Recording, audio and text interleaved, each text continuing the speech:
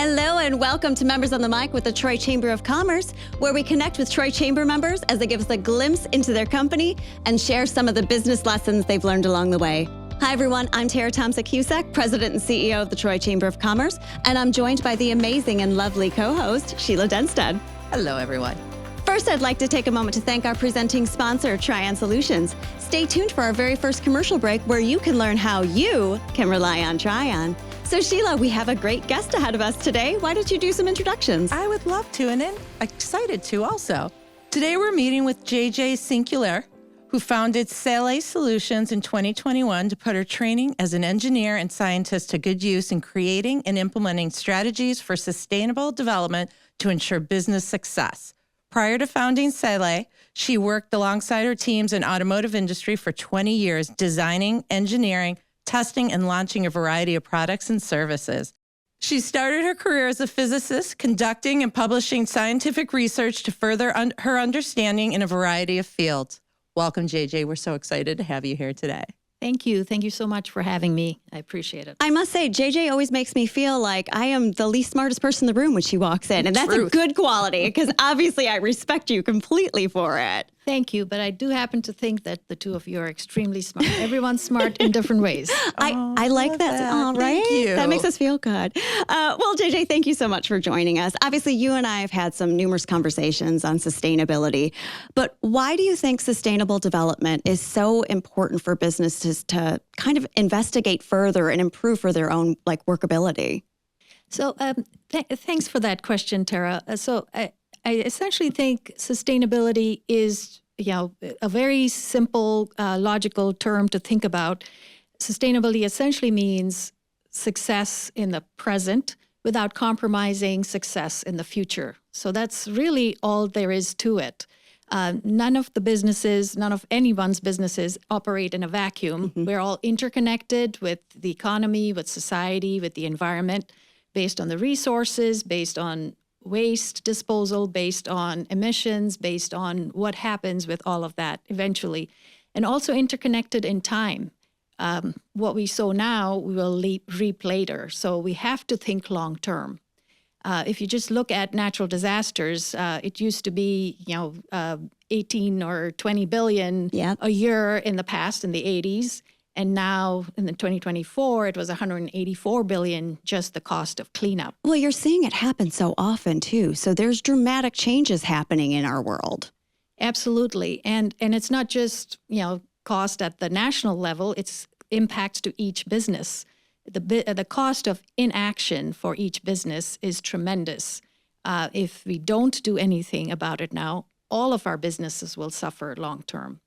And on the flip side, if businesses choose to understand what their impacts are, understand what their risks are, understand what their opportunities are, they can attract investors, customers, the best employees, motivate their employees, create good strategy, really leave a legacy and protect their children, protect their businesses. So there's only good to come out of it if you look at it logically that way. Yeah.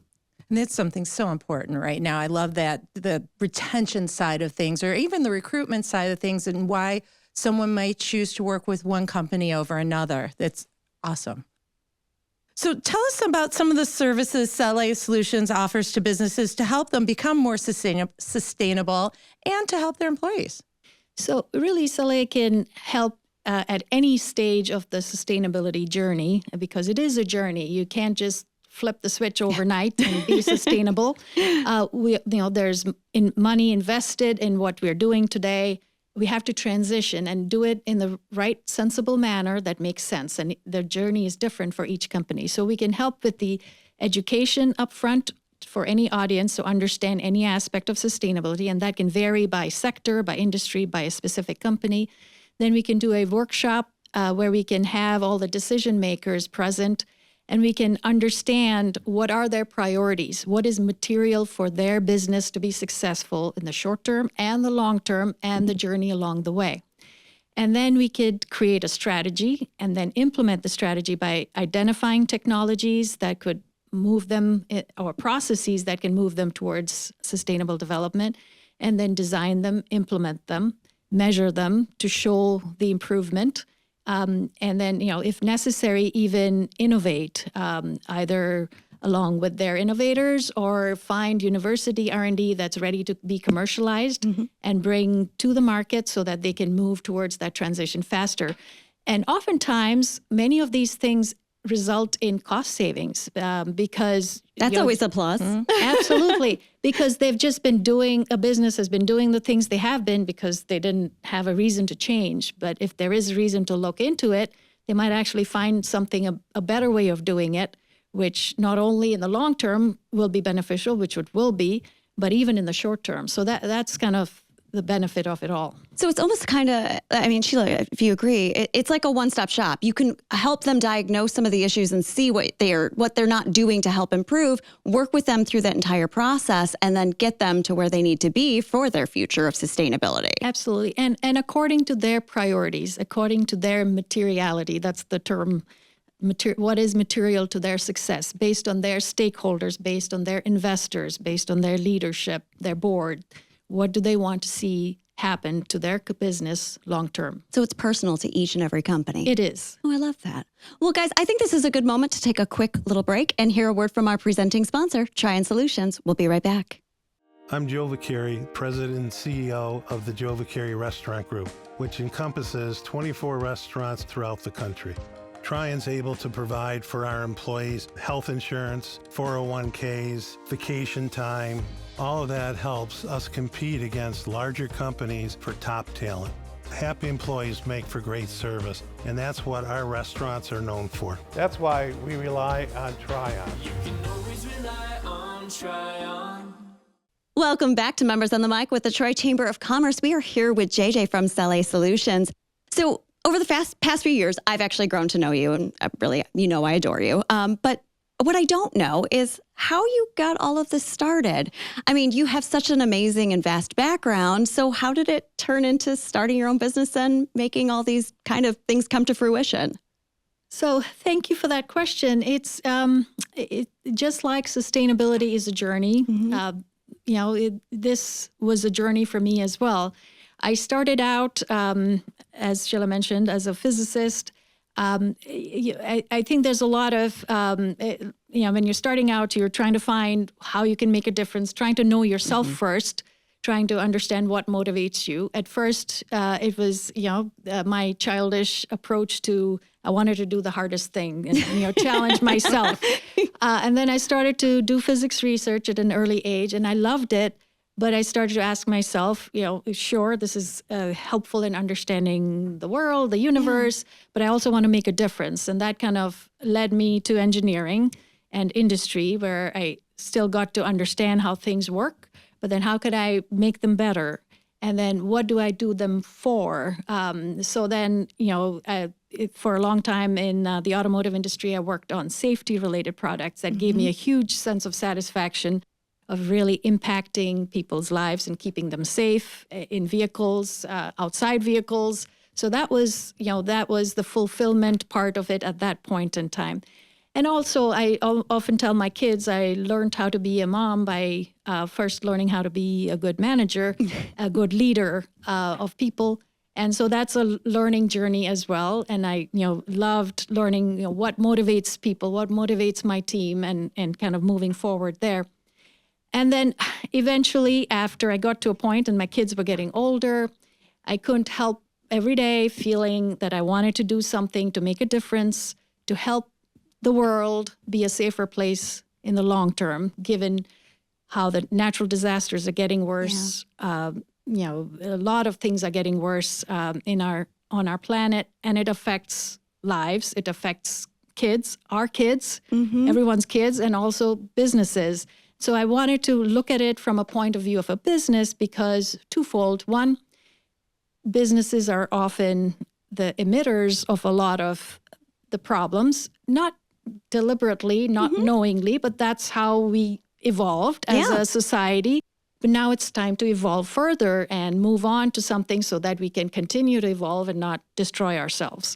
And I felt that I should take what I've learned from my past about myself, about others, about science, about engineering, and try and help businesses because a lot of the areas for improvement come from understanding the technologies that can help in the transition. So that's kind of how it all got started.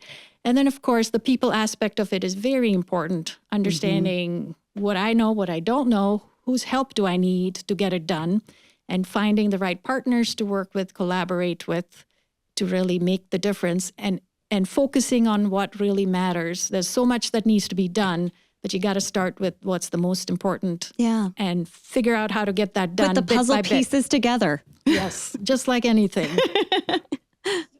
A lot of what I'm hearing and listening to, obviously, is your passion, and we can see that it's self-evident. But you're hitting on something that keeps resonating. That change can be good. It's good for not only the environment, but good for these companies. How do you deal with business leaders who are skeptical about sustainability? What can you offer them to really understand that it's not? There's a lot of noise out there, but that's not necessarily what that is. How do you go about that? So I would ask them a simple question. Would they ever consider operating their business without financial reporting? Oh. So if you can't measure it and improve it, you're not going to improve your business or keep it safe or keep it profitable for the long term or even the short term.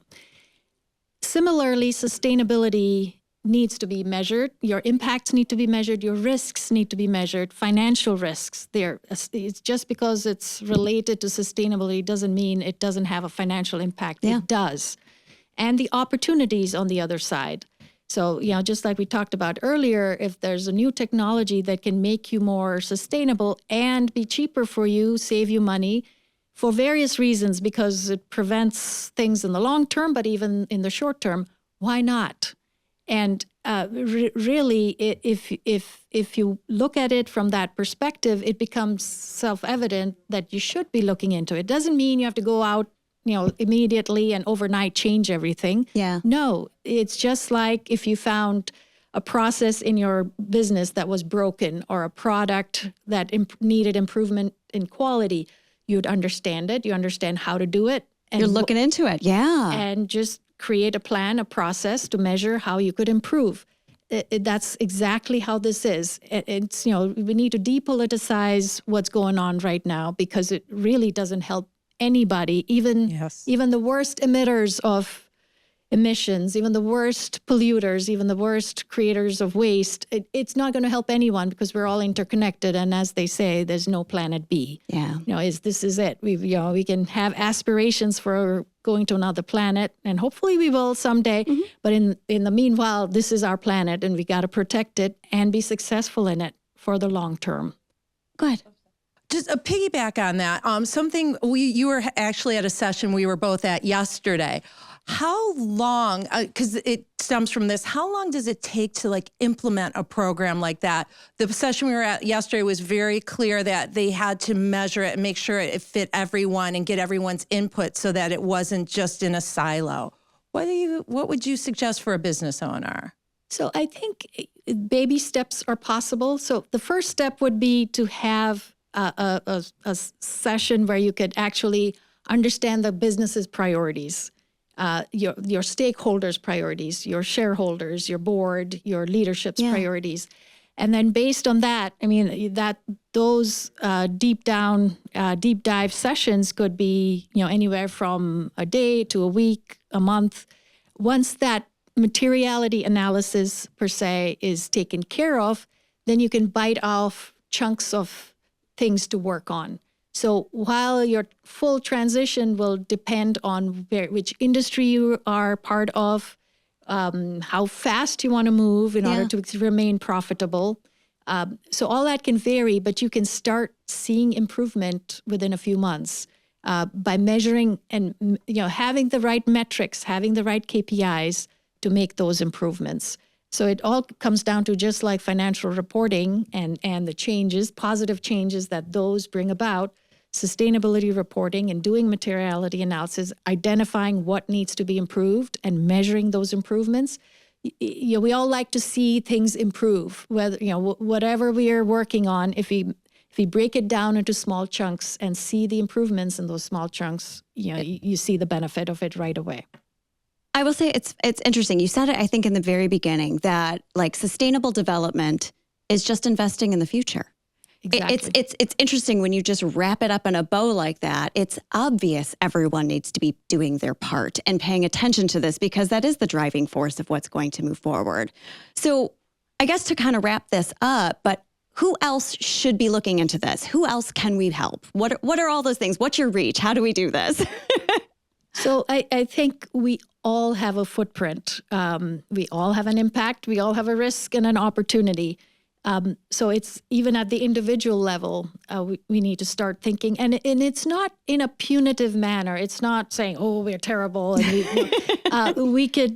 the way to do it, just like any improvement strategy, is to look at what we do well and keep doing that, and what needs to improve. And we need to analyze it objectively and improve upon it. Obviously, any organization should be looking at it. Everything that we do every day has a consequence.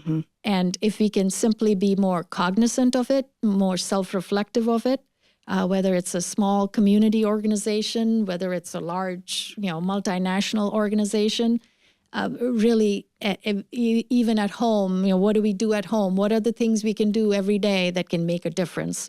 So really, it's let's connect with each other, learn from what needs to be done constructively, positively, and let's, most importantly, depoliticize this because it's not helpful to anybody. Less finger pointing and more open arms. Makes sense. JJ, thank you so much for being here today. You're always so insightful. And again, I'm going to reiterate, your passion is just overwhelming. Leave us with a nugget that we could use right now if we went back to the office. What's one small thing we could do to make a better tomorrow? So firstly, please keep doing what you both do. I think a very important part of any successful organization is its leadership. You both exemplify what good leaders are. And really am so thankful to be part of the chamber because of that. You create an environment, a culture where people are respected, where people are made to feel special.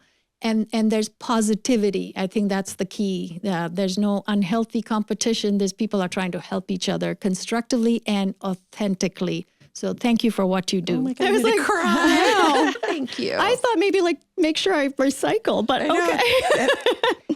And really, in terms of the nugget, it's education. It's openness to being educated. I'm still learning every day, and we'll all keep learning every day and what needs to be done. So keep open to data-based, authentic, objective information, and questioning things when they're presented for whatever political reason, understanding what really matters and really understanding what will benefit yourself, your business, the rest of the world, because we are all connected.